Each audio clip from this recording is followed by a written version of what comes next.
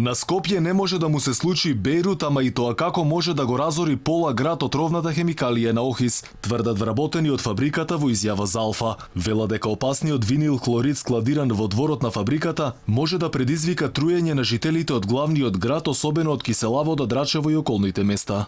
Постои таква хемикалија која може пола Скопје да го разори. Значи постои.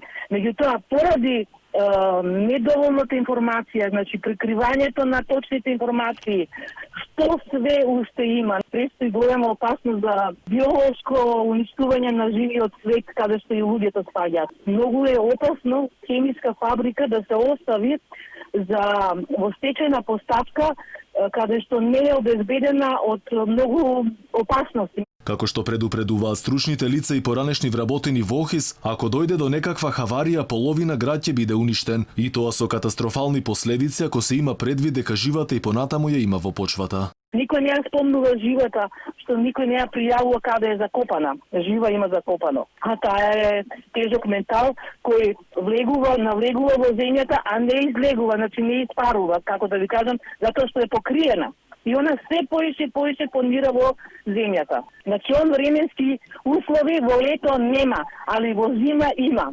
Затоа што на минусна температура, суровината што се наоѓа во цистерната е во газ. Значи, он можел да ја испушта.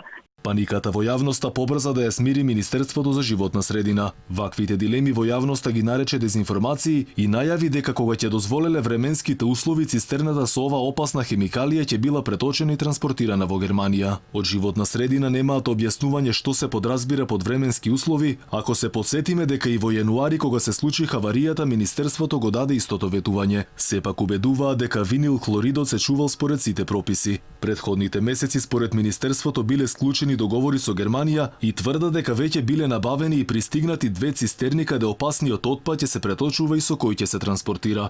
И токму неодржувањето на опремата во Охис, во ноември лани резултираше со истекување на водата од неисправен вентил на цистерната, во кој беше складиран метил акрилат мономер. Населението во овој дел од градот се жалеше на последици по здравјето.